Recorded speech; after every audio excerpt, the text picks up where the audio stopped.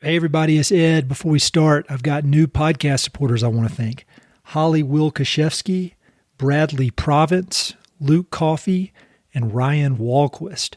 Thanks so much to these four people, and thanks to everybody else who supported over the years. It really means a lot, and it really helps a lot. If you want to learn more about the options for supporting or see a full list of everybody who has supported it over the last few years, you can go to mountainandprairie.com/support. Thank you very much.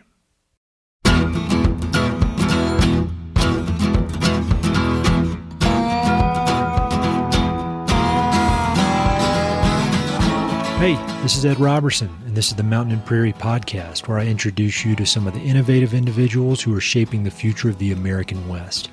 I meet most of these people through my work in land conservation or through my hobbies and interests that revolve around spending time up high in the mountains.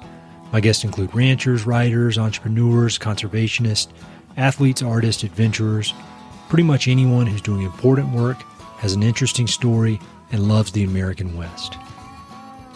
My guest today is Adam Gall. Adam is a hunting guide and owner of Timber to Table Guide Service, a guiding company focused on helping hunters of all levels put wild, healthy, and delicious meat on their tables. Based in the small town of Hotchkiss on Colorado's western slope, Timber to Table offers multi-day hunts on both public and private lands, offering top-notch instruction on everything from the intricacies of elk hunting to the technical skills needed to properly and efficiently process the meat. Adam is highly regarded by many of my friends and past podcast guests and praised as an outside-the-box thinker, so I'm thrilled to finally have him join me on the podcast for a conversation. Adam's professional background gives him a unique perspective on wildlife, land management, and wild places in the American West. He worked as a wildland firefighter, a wolf biologist, and a high school science teacher before devoting himself to full-time guiding. He's also been involved in a variety of volunteer initiatives, ranging from leadership positions with groups like Backcountry Hunters and Anglers to advisory roles on issues such as the wolf reintroduction in Colorado. And as you'll hear in our conversation, Adam thinks deeply and independently on a wide range of land and wildlife issues, and he offers his ideas in a respectful and thoughtful manner, something we could all use a little more of these days. I connected with Adam while he was on family vacation in rural Montana, and we had a wide-ranging conversation that we probably could have continued for hours. We started out chatting about his upbringing in Michigan and how he fell in love with hunting despite coming from a family of non-hunters. We then talked about Timber to Table, how the guide service came to be, the challenges of running his own business, and Adam's commitment to ethical hunting practices. We talked a lot about wolves and the wolf reintroduction in Colorado, and Adam offered some new thoughts that differ from some of my past podcast guests. He also described the skills needed to be a great hunter, recommendations of some of his favorite books, and he offers some wise parting words. This was a wonderful conversation that provided a new perspective for me on several important topics, so I hope you enjoyed as much as I did. Be sure to check out the episode notes for links to everything we discussed. Thanks a lot. So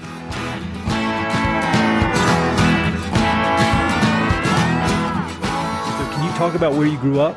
Sure. Yeah. I was born in Grand Rapids, Michigan, actually. So, which is the lower, kind of the southwest part of the lower peninsula of Michigan. That was the closest city, I guess, that had a hospital. And then I grew up in Caledonia, which is, when I grew up there, it was a pretty idyllic place for a kid to grow up. It was just a small farm town, lots of dairy farms, cornfields, very ag-based. I moved away when I was 20, basically, and haven't really gone back since. And now it's kind of been swallowed by Grand Rapids, and it's just sort of a suburb of Grand Rapids. So, but that's where I spent the first 20 years of my life. Went to, like, all my friends and stuff had the same deal, K through 12, which was cool growing up in that small town atmosphere. I really appreciated it. There's something, there's a common theme among a lot of guys that I've had on this podcast, and it's Michigan. Chris Dombrowski, who's our mutual friend, and then I had a really great writer, Callan Wink, he's also a fishing guide. And there's this, and then like you think about Steve Ranella, he's a Michigan guy. What is it about Michigan that produces these kind of committed outdoorsmen? That's a good question. I've never been asked that, but I would agree. I think the Midwest in general, Minnesota, Wisconsin, Michigan, it seems like people, it's like part of the culture there. Just, and I don't know if it's because there's a lot of water and there's a lot of trees. And so it perpetuates, you know, there's wildlife there, especially maybe those people you just mentioned, like Chris Dombrowski. Chris Dombrowski and Steve. And, you know, back when we were kids, I think there was probably more deer and maybe a little easier to get on to, you know, Mrs. Kundi's 80-acre farm or whatever. And, you know, you could go hunt rabbits and pheasants and whitetails all in the same place. And so it made that quote unquote lifestyle a little more approachable and easier to access. And it ingrained that type of activity in your day-to-day existence. And then it just carries on through as an adult. I don't know, like if I were growing up in Caledonia, Michigan right now, I think I'd be going crazy. Because it's, you know, M37 is now a 4-lane highway. And I remember the day I graduated high school, the main street of Caledonia kind of T-intersected into M37 there, the little 2-lane, at the time, a 2-lane state highway. And they were auctioning off right there at that main intersection. It was the only stoplight. There was a big John Deere outlet for all the farming equipment. And they were auctioning off all that stuff because they were going out of business. Oh, wow. And liquidating. And I remember sitting there in my beat up little S10 Blazer that I drove around.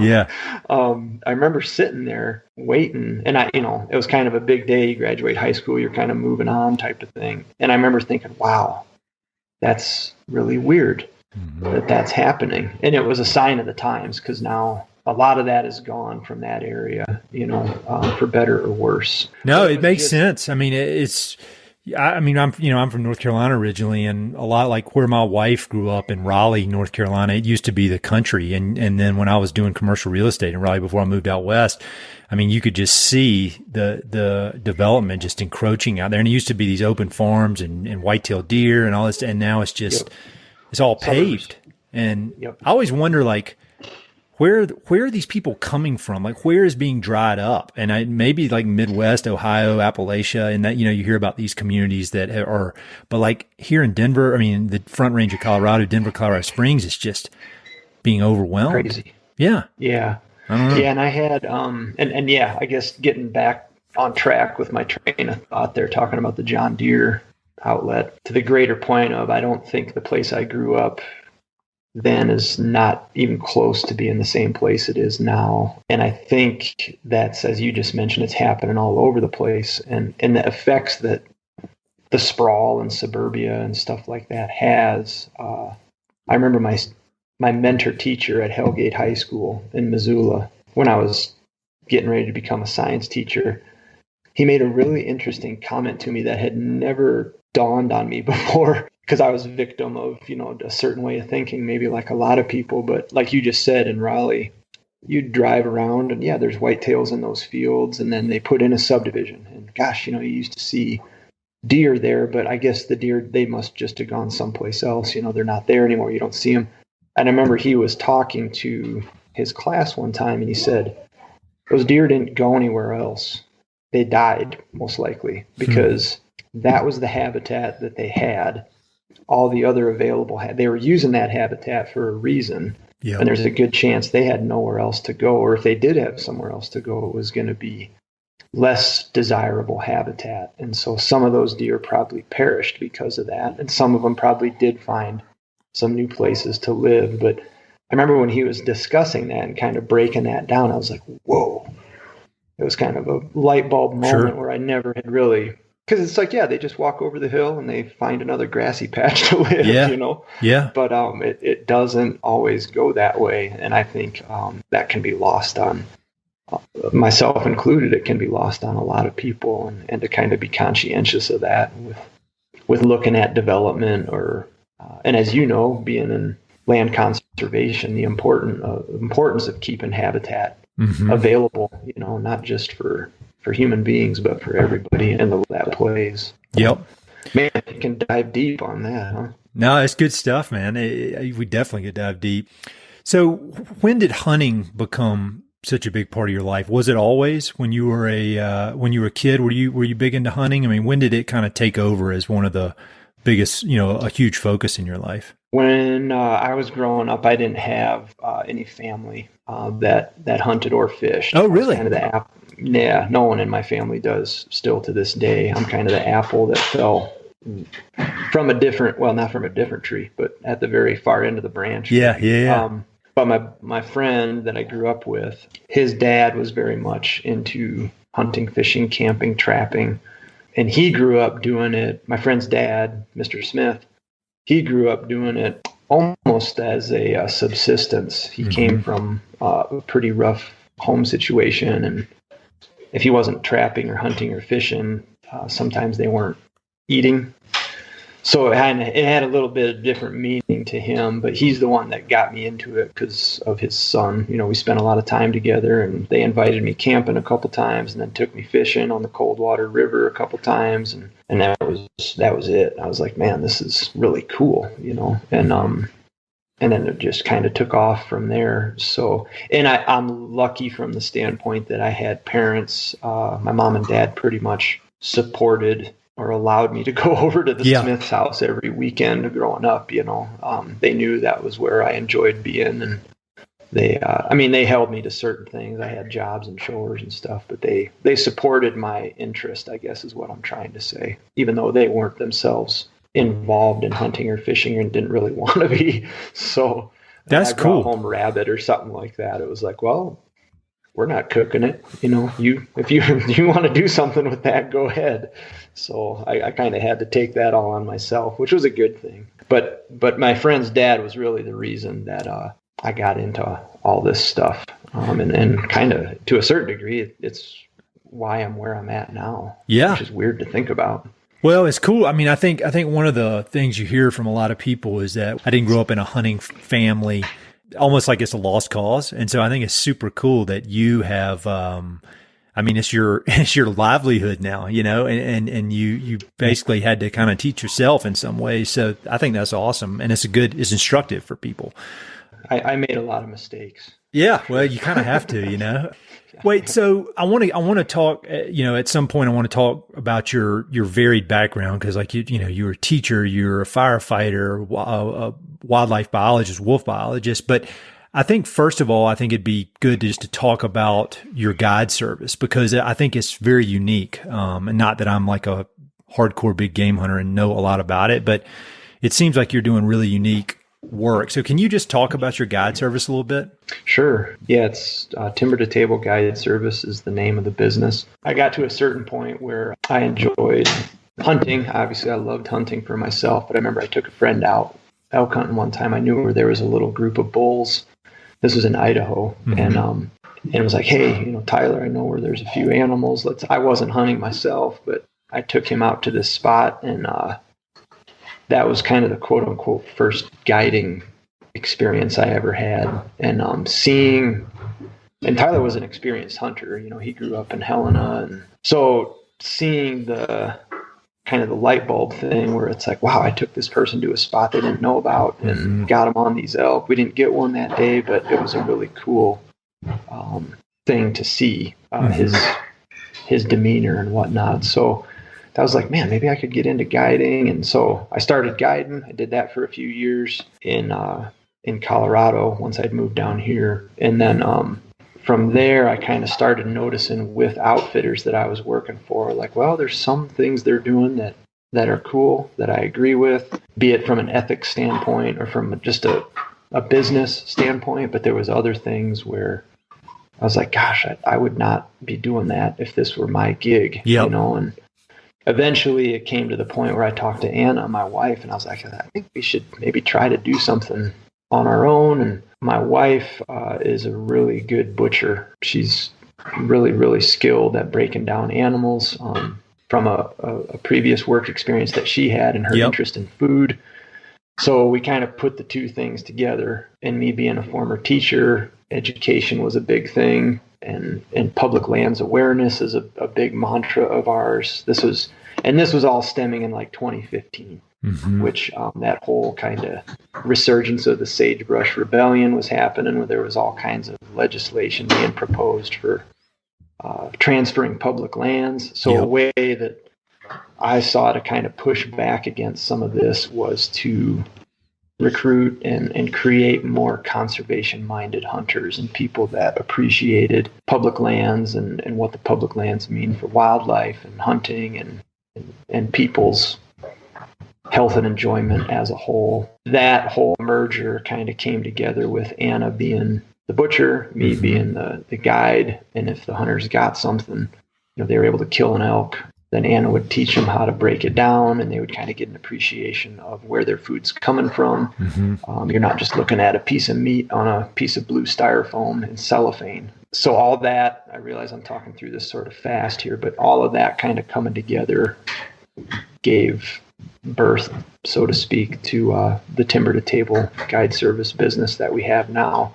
And it's been really well received. A lot of hunters out there, we kind of cater to new hunters that are just getting into it or are more into it for the food, antlers or whatever, which is, I love antlers as much as anybody, trust me. But at the end of the day, it's about the meat, about the food. That's what hunting boils down to in its truest form. And that's something that is at the heart of what we're trying to get across to people is the food that this animal is giving you, the respect that you show that animal because of that sacrifice, and going about it the right way, trying to create ethically minded, conservation minded, hopefully lifelong hunters that are going to speak up for their public lands, public waters, and be good stewards, and hopefully that has a ripple effect. So they have a good experience. Maybe they go home, they talk to their family, or they talk to 5 of their friends, and they kind of get their interest piqued, and hopefully it creates, not like we want everybody to come out to Colorado to hunt. That's not the whole point. The whole point is if they're going back to Illinois or Florida or wherever, they take that mindset back with them to their place, and they can then instill some of those values wherever they're coming from. That's the big picture hope, I guess. No, I think that's awesome. And I mean, if I were to hire a guide, that is, you're the guy I would want to go with just for that very reason, because it's much more of a holistic experience. And I feel like it scratches a lot of different itches, everything from filling the freezer to learning about public lands to learning kind of a ethic to it all. I think, and hopefully animal behavior too. Yeah. Well, getting to watch the animals a little bit. Yeah, well, I remember I think it was last year, you sent me a video of baby elk kind of calling for its mother, and it was super, super cool. You were right there with it, and it was really neat to see it. So one more question about your business. It sounds like a dream. I think a lot of people would hear that and they're like, man, I'd love to do that. But at the end of the day, it is a business, and you got to make money doing it. So has it been like when you initially had the idea, like, all right, I'm going to do this, we're going to go off and start our own business. Yeah. How has that been like from a kind of an entrepreneurial standpoint? It has been challenging and surprising, the office component of the business. Oh, really? Yeah. That's not something I was quite prepared for. Just the stuff of following up on emails and returning phone calls and keeping track of your expenses. And it's all standard stuff, but all of a sudden when it's, punch you in the nose, it's like, whoa, this is part of the deal too. It's not just walking through the woods looking for elk sign, it's some other important things. So has been a surprise, the amount of work that it requires. It's not seasonal. It's year round. Like, sure. People are booking hunts December, January, February. I'm getting calls right now, so it's, that part of it never goes away. But it's also a cool part of it because you're getting to kind of interact with people, and some people want to tell you their story about how they are nervous about hunting, or they want to try it for the first time, but they're a little bit scared, and here's some of the hurdles. And so being able to help folks overcome some of that stuff is pretty cool. And that happens through those return phone calls or emails. Yeah. So that's the flip side to that problem, is there's the good thing that comes out of it. The other difficult part that I have stumbled into that I didn't quite see coming was being away from my family. I've got 2 small girls and my wife, of course, and being away for extended periods of time when I'm guiding, that is, for me, mentally challenging sometimes. Sure. And it's getting easier because the girls are a little bit older now. Olympia's going to be 4 and Penelope's 8, so they're both going to be full-time school here starting this fall. But man, early on when you're missing those times when they're babies and stuff, it's like, oh, what the heck am I doing? Like I should be at home. But so that part of it, and Anna was mostly good with it. She was like, we're fine, we're doing okay, just focus on work and we're okay. But it was like, well, I'm trying to focus on work, but I'm having a hell of a time doing it here, So that was kind of a surprise that I thought the love for guiding and being out there would kind of not have me thinking about family as much, but that did not turn out to be true. It's kind of a cool feeling, I think. I mean, we've got kids about the same age, and I remember thinking, like, before I had kids, I'd see people, and my experience is less in the hunting, but more in like the expedition, outdoor world. And I remember people would have kids and then they would stop going on really long trips. And in my mind, I was like, oh, they're kind of getting soft, or, they're turning into old people or whatever. And now that I'm in that position, it's not at all that I'm soft. I feel like I'm physically able to do more stuff than I was able to do. But it's like, I don't want to do that. I don't want to leave for 5 weeks to go climb a mountain. Like, I want to be with my family. Yeah. And it's not at all like I'm like, I want to go climbing, but I can't do it for some reason. It's like, I don't want to be gone for a month, freezing my ass off somewhere for a lot of reasons. And I think it's kind of a cool evolution, or it has been for me to kind of, and it also it reinforces how I didn't know what the hell I was very sure of myself and all my opinions when I was like in my mid-20s, and it turns out they were all wrong. Yeah, that's something Anna and I talk about with some regularity. Is we're both grateful that and to each their own, this isn't to say there's a right or wrong at all, but we're both really grateful that we had kids late in life. Like I think Anna was actually, the hospital called it like a geriatric pregnancy. Oh yeah. My second one, my wife, they said that about my wife and our second kid. Yeah, it's like, man, I don't know if I like that label, but anyways, we had kids later in life, which we're both really grateful for, because there's a lot of stuff in her 20s and 30s that she was able to do before she was married with kids that she wouldn't trade for the world. She was a phenomenal cyclist. She was a really good mountain biker and road bike. She raced and competed, and that was a huge thing for her, and she loved it. And then on my end, I'm glad I waited, because it allowed me to do the wolf work and firefighting and some of that stuff, and I wouldn't trade those experiences. As much as I love my kids, I'm glad. We're both glad we waited to kind of be in the place we are. I don't think I was ready to be a dad when I was 25. Oh, same here. Good Lord. That would have been a disaster for everybody. So you mentioned this is perfect segue. You mentioned your wolf work, and I want to hear about that, because we've talked about wolves. That's one of the many things I've asked you about to try to understand better. And so how did you get into being a wolf biologist? Luck is the first word that comes to mind. I was fighting fire in north central Idaho for the Forest Service, and where I was stationed, there was a wolf pack, the Big Hole, at the time that it was called. The Big Hole Wolf Pack was kind of living in that area around the ranger station. And occasionally, some of the biologists that were working on the reintroduction, and this would have been late 90s, so like 97, 98, 99. Wolves were dropped back into Idaho in 95 and 96, and a pack established itself on that Idaho-Montana border, Lolo Pass area. Yeah. Which is cool country for sure. I love that area.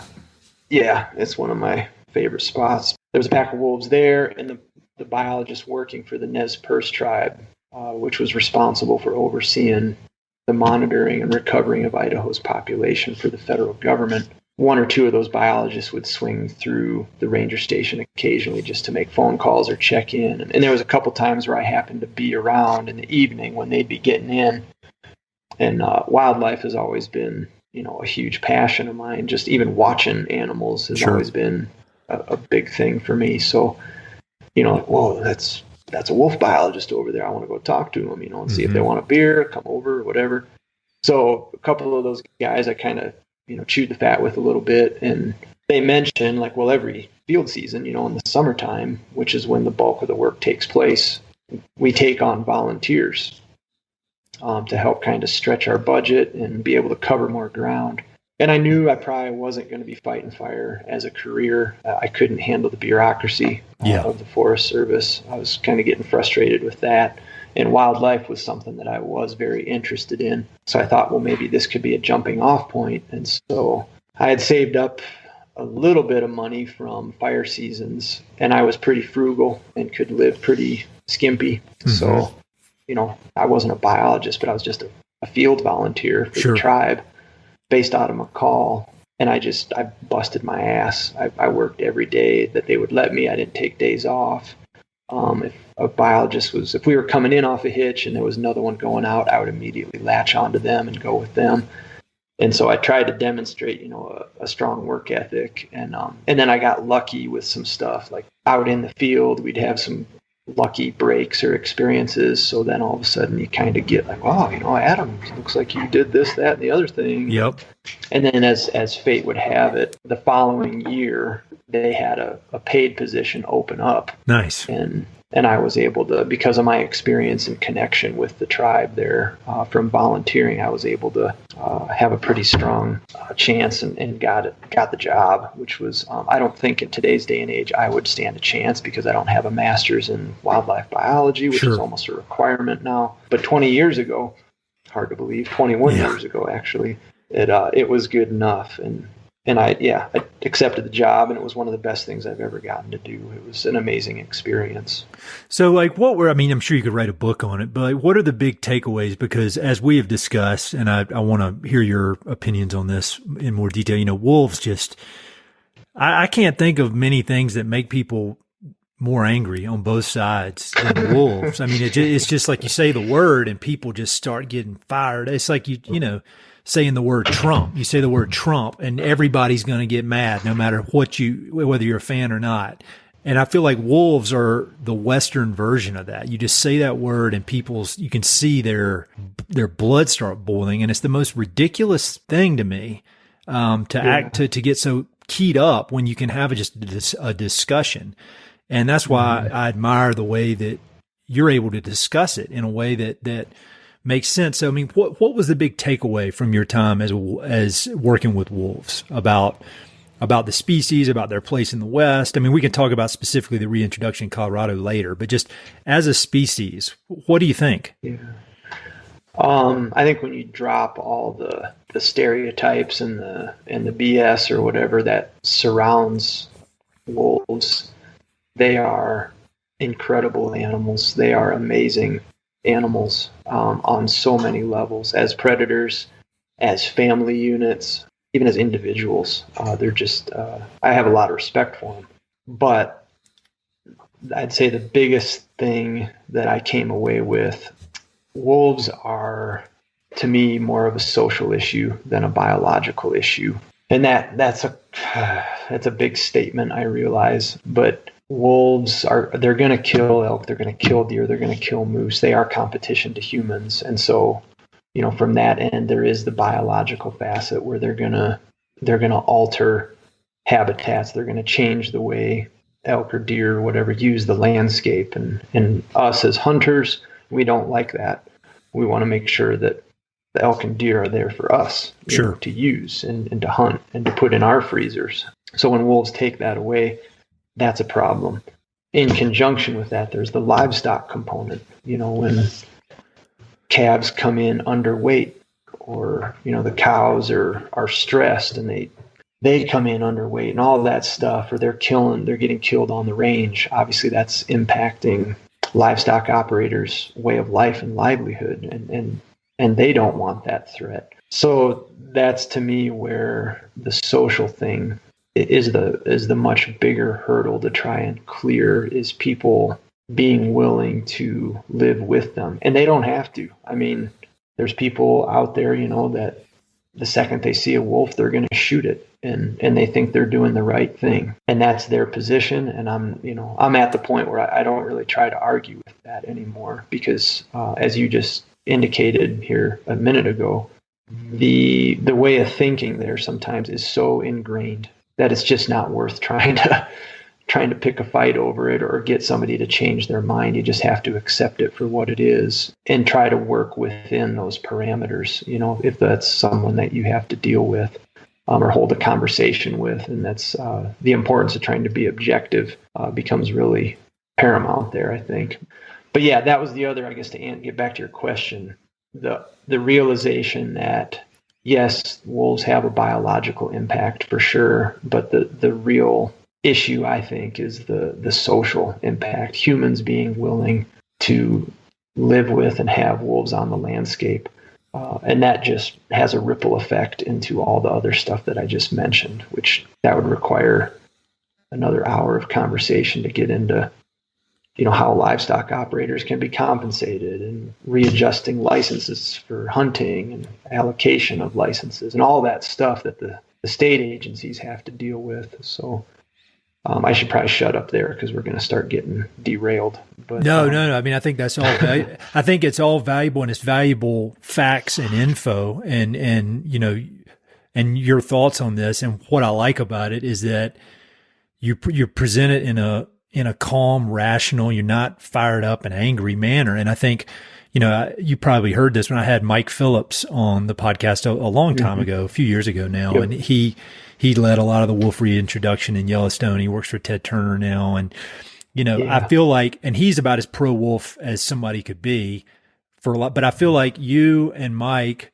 could get in a room and you very well would disagree on some things, but you could have a conversation. You may decide you would walk away, maybe not coming to agreement on thing, but you would have a in-depth conversation and respect each other's opinions. And I think that's one of the things I try to do on this podcast is just let people know that there are ways to talk about these complex issues in a way that is not just getting so damn angry or offended or whatever. So I appreciate that. And though one of the things that we talked about a while back was the wolf reintroduction in Colorado, and it's a done deal now. The voters made the decision to reintroduce the wolves. And I'd say in my kind of weird world, we're all in our little bubbles. I would say it was probably 2/3 of the people I know were for reintroduction, and then about 1/3 was against reintroduction. And I would say it pretty much split down. Basically, all the ranchers I knew did not want it, all except one that I know were against reintroduction. And then it was probably half and half on people I know that are big in hunting. And then like in the conservation world, for better or worse, it was probably 100% were for reintroduction, with the exception of the Cattlemen's Land Trust. And so you were against that. And I thought your reasoning for that was very enlightening to me. So can you talk a little bit about why you did not think that legislation was a good idea? Yeah, sure. And it's funny you mentioned Mike Phillips. I have a ton of respect for that guy. When I was working on wolves, he was sort of him and like Mike Jimenez and Diane Boyd. They were sort of like the rock stars of the wolf world. You know, they were the one, Doug Smith and Yellowstone. I mean, they were the ones that were doing it, and I really looked up to them and had a ton of respect for them. And when this Colorado legislation was coming around and Mike was kind of at the tip of the spear pushing that, I had a pretty lengthy conversation with him. And I as much as I respect Mike then, and I still do today, I really disagreed with the legislation just because I thought it was unnecessary. And a lot of the rationale behind it was that wolves were never gonna make it from the northern Rockies, specifically Wyoming, down into states like Colorado and be able to establish populations down there. Yeah. And that has proven to be not true. They have done it. Yeah. I just saw a picture of some pups somewhere, I think in western Colorado, that I mean, they weren't put there. They walked there, or their parents walked there. Yeah, they came down from Wyoming. They know that. There's a pack established up in the northwest corner of the state, confirmed with pups this spring. There's numerous sightings of individual wolves along the northern, like north central Colorado-Wyoming border. So they're doing it, and they're coming here on their own. So to me, for lack of a better way to put it, the ramrodding or force feeding it with the federal and state reintroduction program, it was unnecessary. Like you gave wolves another 10 years or another 15 years or whatever, they would come in on their own. They'd start to repopulate and do it in a much more non-intrusive way, just sort of subtle, versus, hey, we're going to drop down this many wolves through this reintroduction effort. It's going to cost this many millions of dollars and all these headaches and staffing and blah, blah, blah. Man, I just didn't agree with that approach to it.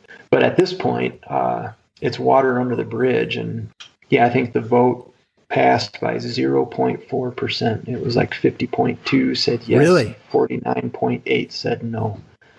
So by that slim majority, we're now involved in this very laborious, very divisive reintroduction effort. But that being the case, we got to just plow through it, move ahead and be smart, be patient, listen, and try to educate folks and do it in the best way for all parties involved as possible, which is going to be challenging for sure. But that's the hand we've been dealt, and that's it. So just to clarify for me, so you don't have a problem with wolves being on the Colorado landscape. It's just that you don't think the state government needs to be pushing them into the landscape. I mean, if they show up naturally, that's cool. Yeah, no, that's a very good way to put it. And I think a lot of people who are against wolves or would vote no, if you said, well, what if they came in on their own? In the conversations I had, almost always the answer was, well, yeah, that'd be a little bit different. We'd have time to adjust. They're not just coming in these, in larger numbers. It's a little more of a gradual re-entry, so to speak. So from that end, I saw it as a much less divisive approach because, as you alluded to from the get-go, there's not a lot of gray area with wolves. People either think they're the spawn of Satan or that they walk on water and they're, this deified entity. And so having it happen on a more quote unquote natural scale where they just walk in on their own, that to me was a better route to take. Wolves don't care if they're in Colorado. No. That doesn't make any difference to them. It's people that care that they're here and people that want to see that animal on the landscape and they want it now. It doesn't matter if it's 5 years or 20 years, that doesn't count. They want it right now. And that to me is, man, nature doesn't work that way. It doesn't work on the human time scale. So yeah, and on that end, I don't have an issue with wolves being here. I don't think we get to play God personally. That's just my take on it.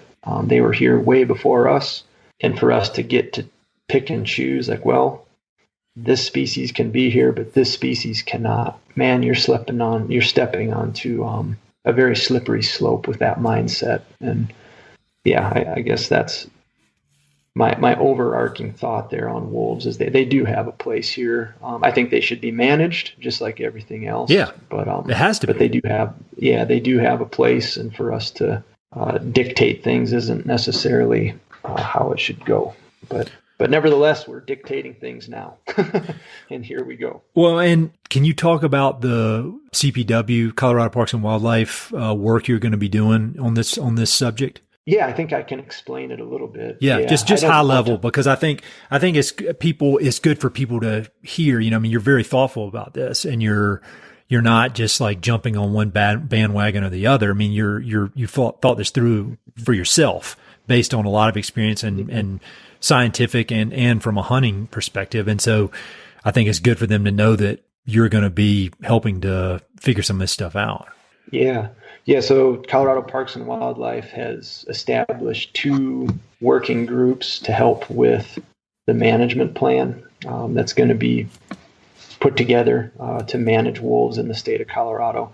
There's the technical advisory group, which is some of the heavy hitters. They're going to be the ones who are actually crafting the management plan. So folks like, I know Carter Niemeyer, who's my old mentor. He's an awesome guy. He's going to be on there. Mike Jimenez, Doug Smith, some of those folks who have as much wolf experience as anyone in North America. They're going to be working on this technical advisory group. And there's more than that. There's I want to say 12 or 15 people. So then kind of working in conjunction with them is the Stakeholder advisory group. And that's what I'm a member of.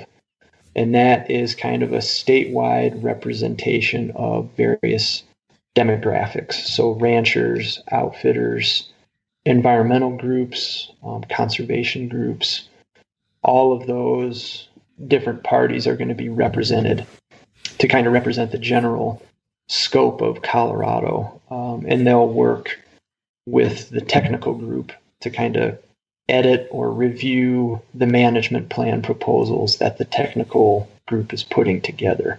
And the stakeholders will read it and give feedback and talk to other constituents and kind of go back and forth until a final management plan is put together. Is that making sense? Yeah, it does. It does make sense. And I think it just, again, it demonstrates the complexity of this thing, and that, you just hear all this stuff about what a big use of resources is involved in this particular project, if that makes sense. Yeah, no, for sure. And that was one of the concerns I had was, I remember after one of these first meetings, and I'm grateful for CPW doing what they're doing. The approach they're taking to me looks really good right now. Like they're taking it seriously and putting a lot of thought and time into this right from the get-go, getting the public involved as much as possible. To me, those are all really good indicators. And I remember having the thought after one of these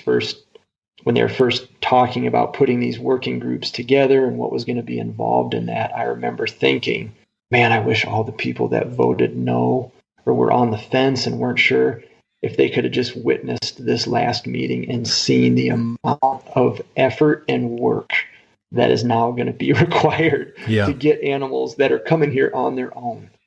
But now the extra that's needed to bring them in through a reintroduction is I wish they could witness that, because I bet it would change a few people's minds and vote differently. But again, we're here and we got to make the best of it and do what's good for as many parties involved as possible. Just kind of move on from the voting results and get down to business. Yeah.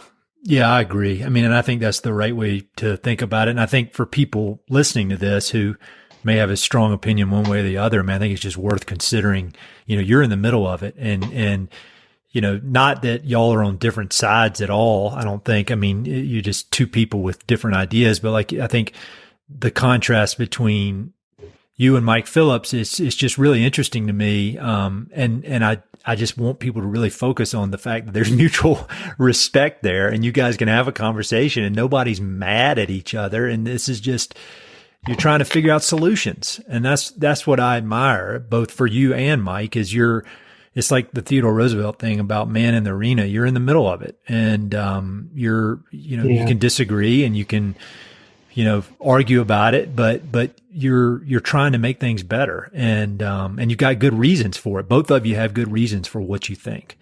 And so, anyway, I admire it. And my conversations with Mike and my conversations with you have been extremely helpful as I've tried to get my head around it, although I still can't quite figure it out. So I still have more to learn. And it's an ongoing thing. There's never really any, like I say, there's never really any cut and dry thing. And yeah, you're right. If I were sitting next to Mike Phillips, I would shake his hand. And like I say, I still have a ton of respect. He's going to be on that technical advisory group with CPW. So he's still very much involved. Yeah. So it's going to be, we're going to make the best out of it. I'm excited for the opportunity. And yeah, from a conservation standpoint, Mike Phillips is still he's still a badass. He is a badass. He's done a lot, man. So I putting my name in the same sentence as his is a little Yeah, that might be a stretch for sure, but I appreciate it. So for people who want to learn more about wolves, I mean, or do you have any books, films, resources? I mean, what are some good, the one that keeps coming to mind, and I haven't read much about him, but Dan Flores is Coyote America. It's mostly about coyotes, but there's a lot about wolves in there and the history of wolves and how there's this almost like mythology to them that it's almost like a snake that we've almost got it in our DNA to have an opinion about wolves. And so that's one I would recommend. But do you have any you'd recommend? To be honest, I haven't read a ton. The ones that I would refer people to, 9 Mile Wolves is a good one by Rick Bass. Okay. That was written a long time ago when the 9 Mile Wolf Pack outside of Missoula got established. And Rick Bass is obviously a great writer. So 9 Mile Wolves is a good one. Just from a purely scientific standpoint, factual, research-based reading, Dave Meach's first book, which is called The Wolf, that is excellent, and that should be required reading for anybody almost who's working on wolves or has an interest in wolves. Dave Meach's book is a good one. Carter Niemeyer has written a couple really good books about they're basically taken right out of his field journals. He was a wildlife services trapper for a long time and then was heavily involved in Montana and Idaho's recovery efforts. And he's written a couple books. Wolfland, I think, was one of them, and Wolfer was the other one. And those are both good reading from Carter because they're basically his experiences right here in the Rockies, present day. So those would be some just off the cuff that I can think of that would be informative and true as far as factual information with wolves on the landscape here in the Rocky Mountain West. Cool. No, those are great. And I've have not read any of those. Yeah, we'll have links to the notes in that so people can click through and get them. That's awesome. Back to hunting for a minute. I know that there are, a lot of people who listen to this podcast who are interested in hunting, particularly big game, but they may not know how to get started. They dream about doing it for all the reasons, the adventure, the food, but nobody in their family hunts. Maybe they live in a big city and it's just kind of, they can't figure it out. So while we're on advice and recommendations, my recommendation would be they need to call you up and do a guided hunt immediately. Maybe sign up for like 3 or 4 of them, but you're too humble to really push it. So that's my advice. What is your advice for novice hunters or aspiring hunters who want to get going? What would be your advice to them to take it from a dream to out in the woods and then eating some good elk? Yeah. No, that's a great question. Well, they can call me or email me. That's the first one. And that doesn't require booking a hunt. I answer a lot of questions for a lot of people for no charge, as wise or unwise as that may be. I've taken you up on that. Yeah. So I'm happy. I mean, I love talking about it. So that's no problem there. Beyond that, there's a lot of resources online, calling the state agency. One of the biggest hurdles I hear people talk about is, and I think I kind of take it for granted, or most hunters who grew up hunting take it for granted because they've been doing it their whole lives. But when you're 44 years old and you got 2 or 3 kids and a full-time job or whatever, even just the thought of trying to figure out how to take hunter safety, which is the first step basically to going hunting. If you're not, unless you want to just tag along with a friend, which that's cool too. That hurdle of figuring out hunter safety and where do they do hunter safety, and that deters people away from wanting to follow through with it. And if you just call a state wildlife office, wherever you're living, whether it's North Carolina or Oregon or wherever you might be listening, call that office and they'll be able to help. I mean, they want to help. They want to sell you licenses. So they're willing to help and get you lined out with hunter safety. Another thing that's starting to crop up now is hunting mentorship programs, where if you're new to it and you just want to maybe try it or see what's involved, there's mentor programs typically offered through the state, but also sometimes through nonprofits. That can be a good avenue to getting some questions answered. There's a couple, I know CPW has I think it's called Elk Hunting University, I want to say, where it's an online class through CPW's webpage where they'll walk you through what's required to start deer hunting or elk hunting or whatever, from ground zero up, And then there's a couple guys in particular that I know of who are good ethical hunters and good people in general. Randy Newberg is one of them. He does a lot of do-it-yourself hunts. He's really into the, helping people get out there. So looking up Randy Newberg, he's got a ton of YouTubes and podcast stuff to help people. And then another guy is Corey Jacobson. He's an Idaho-based hunter. He has a Elk 101, which is a class basically that you can take to help you get started. Nice. And then Backcountry Hunters and Anglers is an organization that has a big R3 component to it, which is, have you heard that acronym? No, I think I have, but I don't know what it means. It's kind of a buzzword, and it's actually catching some flack now. Really? Some pushback. But R3 stands for recruit, retain, and reactivate. So the point is hunting as a whole nationwide is on the decline. It's on the increase in the West because more people are coming out West to hunt. But as a whole, license sales for hunting is going down nationally. So R3 was this initiative created to recruit more hunters, reactivate hunters from the past that don't do it anymore, and then retain those hunters so they keep doing it year in and year out. And R3 programs are starting to pop up all over the place. Timber to Table Guide Service, Anna and I's business, we host an R3 event at our place for a weekend where we bring, usually it's college kids that come out. Okay. And, we go through everything from the ethics and the history of game management. We shoot rifles out at the rifle range with a couple of game wardens that help us out. We kill a deer and go through the processing, and then we butcher it in the barn, and the students get to take home meat. So that's one thing that we offer, and it's free. Nice. So Backcountry Hunters and Anglers pays for it. So that would be some of the off-the-cuff suggestions there. The state agencies, Backcountry Hunters and Anglers, Randy Newberg, Corey Jacobson. Those are all good resources for people that are scratching their head, wondering, do I want to get into this? Nice. And those would be good places to educate yourself and take those first steps. Or just call or email me. Okay. That's an easy one too. So. No, that's great. One other hunting question for you. So kind of on the other end, we're talking about beginners. You're deep in this world. You know a lot of, truly world-class hunters. What, in your mind, what separates a very, very good hunter from a great hunter? Like one of the best you've ever seen versus somebody who's very good, and I don't even know what good means. That's for you. You can define that. What, in your mind, what makes somebody a world-class hunter? Man, that's a good question. A couple things. One of the first ones would be patience. Then I'll never be a world-class hunter.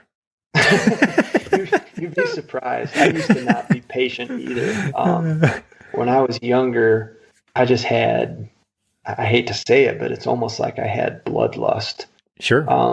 I wanted to prove myself. I wanted to show that I could kill a big buck or whatever, and that was all that. I mean, and I ate the meat still, but it was really about trying to prove myself against the animal. Mm-hmm.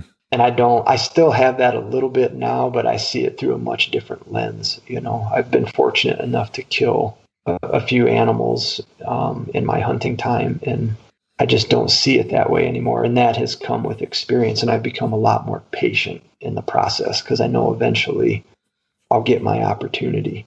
So patience will be the first thing that comes to mind. I think the second thing that I think about as far as what makes a really good hunter versus a so-so hunter is almost like a mentality when it's crunch time. It's like, are you going to be Michael Jordan, or are you going to shoot an air ball, at the buzzer? Mm-hmm. And having the ability to follow through when it's crunch time, when that animal is standing there and your heart is going 50 bajillion miles an hour and you're shaking like a leaf on a tree, and you got to put the arrow or the bullet in the right spot to kill it. Great hunters do that. Mm-hmm. They are able to control themselves and make it happen. Some people do not. And I've been on both sides. I've screwed up. I've lost animals with my bow, which is about the worst feeling outside of making my wife upset. It's like one of the worst feelings on the planet, losing an animal. But I've also had moments where I've been able to deliver when it's really high pressure. And so that's another one, being able to consistently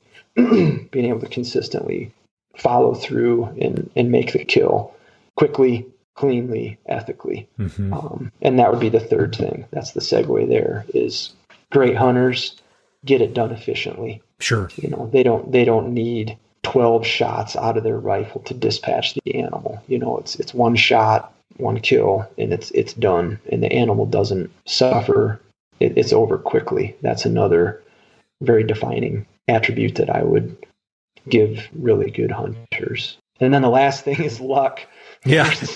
And there's some people, and it's the same thing guiding river trips, like on the river when you're fishing.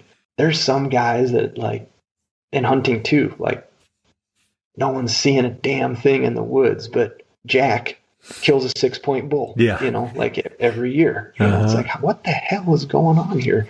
And or some people, they just catch fish on a day that no one else is catching fish, and they do it every damn time they go out, So I think there is a little bit of that mojo or juju or luck or whatever you want to call it. Yeah. But there's the old saying, you'd rather be lucky than good. Oh, yeah. So there is a little bit of that with hunting.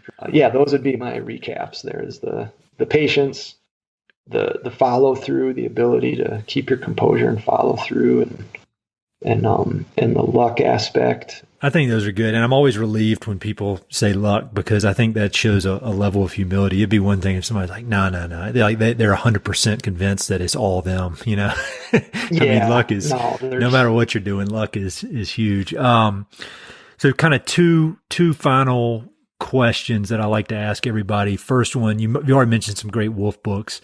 Any other books that you have meant a lot to you, or just in your professional and personal lives, or maybe even one you've recently read that you would recommend? People who listen to this, and I love book recommendations. So if you got any, let's hear them. Yeah. And I've been waiting for this question. Oh, nice. Actually, because I listen to your podcast a lot. So I always like hearing what people have to say. And now that I've built it up like that, I really don't have a ton of good recommendations. But you already did, though. The wolf ones are good. Yeah. The ones that I think about, like I'm reading Arctic Dreams right now, which isn't by Barry Lopez, which isn't necessarily West specific, but it's still what an incredible piece of writing. So that's one that I'm reading right now that immediately pops into my head. And then Chris Dombrowski years ago, speaking of him, Body of Water is phenomenal. So good. God, so good. God. I couldn't believe, I heard him on Meat Eater and immediately bought the book, and I just inhaled it. And I'm not big saltwater fisherman at all. And I just it's like poetry. It's like a fast moving, exciting book that is also, it's almost like poetry, the way he writes about the water and fishing. Truly unbelievable book. Yeah. He wrote, just a quick side note, CD and I went to school together back in Michigan. And I remember he wrote, and I don't know anything about writing. I am not a writer. He is. And I remember he wrote a piece for the school newspaper, just like a short fiction piece. And I remember eating lunch and reading it over lunch when I was sitting by myself, and I had a minute, and I read it, and I was like, man, I don't know anything about writing, but this guy's good. Oh, yeah. Even then it was like, it was just different. It was so well crafted and good. Anyways, so Body of Water by Chris Dombrowski is a good one. And a book that Chris turned me on to years ago, James Galvin's The Meadow. Yes. that is probably one of my all-time favorite books. I've read that book probably 4 or 5 different times. Really? And it blows me away every time I read it. Just certain passages and pages. And of course, that's about the Colorado-Wyoming border there. In such a cool way that he intertwined the different homesteading families. And the way he wrote that book is incredible. So that's a good one. 2 other books that I'll throw out there. They're not West-based, depending on your perspective, because at the time, the topic of those books, they take place in the Midwest. And back in the late 1700s, early 1800s, the Midwest was the West. Yeah. So it kind of depends on your perspective. But Alan Eckert is his name. I think he's passed away now, but he's kind of a historical fiction writer. But he did a ton of research, and he wrote 2 books that were really impactful on me as a kid. The first one was called The Frontiersman, and it was about a guy named Simon Kenton, who is not as famous as Daniel Boone, but lived alongside and during the same time as Daniel Boone in that Kentucky, Ohio Valley country. And was a frontiersman, and that was an incredible story. And then the other one by Alan Eckert is called A Sorrow in Our Heart, and that is a biography of Tecumseh, the Shawnee chief, which is an amazing story. Tecumseh was a human being who was well ahead of his time, I think, just in terms of his vision and ability to see a bigger picture, and a phenomenal leader of people. So those would be a few that I have thought about in thinking about you asking me this question that I've really enjoyed. So among others, but those are great. Those are some ones I would throw out there. And most of those are new to me. So again, links will be in the episode. And for people, we were talking about Chris Dombrowski.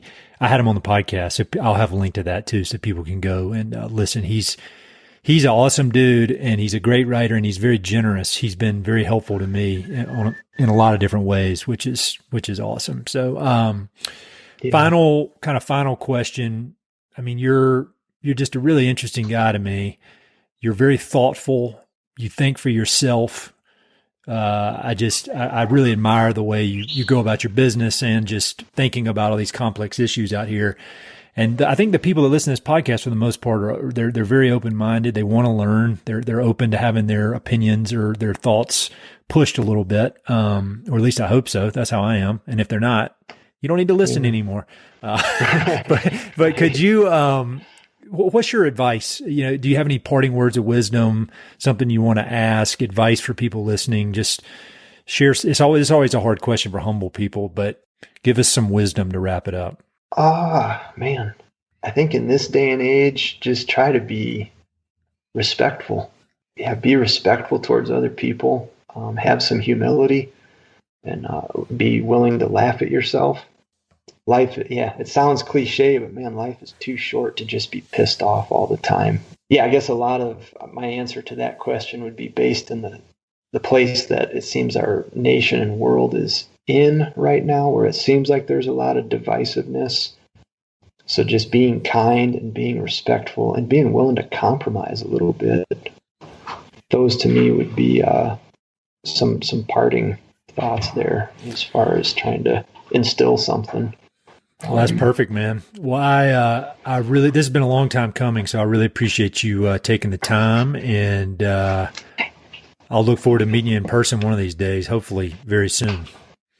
Yeah, and this is extremely flattering and humbling to be on this podcast. You've had some pretty heavy hitters on here, so for me to get to spend some time chatting is awesome. So thank you so much. And thank you for doing this Mountain Prairie podcast is a really good one, I think. So I hope you keep doing it. Hey, it's Ed again. Thanks so much for listening to the podcast. I know your time is valuable, so it means the world that you spend it listening. If you want to support the podcast and help it to continue to spread and grow, there are a few ways you can help. Number one, pass it along to a friend or share it on social media. Word-of-mouth recommendations are the most powerful way for ideas to spread, so I'd love it if you could share the podcast with a few pals who might enjoy it. Number two, you can go to Apple Podcasts and give it a 5-star review. Good reviews encourage the Apple overlords to suggest the podcast to others. So there's a link in the notes if you'd be so kind as to give it 5 stars.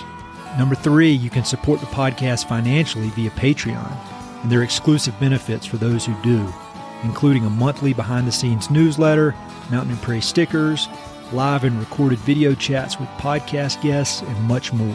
Number 4, I've also got 2 emails that I send out. The first is my weekly email called Good News from the American West, which I send out every Wednesday. It's only positive news, something we can all use a little more of these days. And my other email is my bi-monthly book recommendations email. One email every other month with 5, 6, 7, or 8 books that I've recently read and highly recommend. But thousands of people on both of these lists will vouch for me. No spam or other funny business. And number 5, finally, check out my online store for Mountain and Prairie stickers, shirts, and coffee mugs. I've got some really cool designs from Western artists with more on the way. So head to mountainandprairie.com/shop to check it all out. I'd love to connect with you. I'm on Instagram and LinkedIn, so look me up on either of those platforms by my name or through the links on my website. All right, that's it. Thanks so much for your support.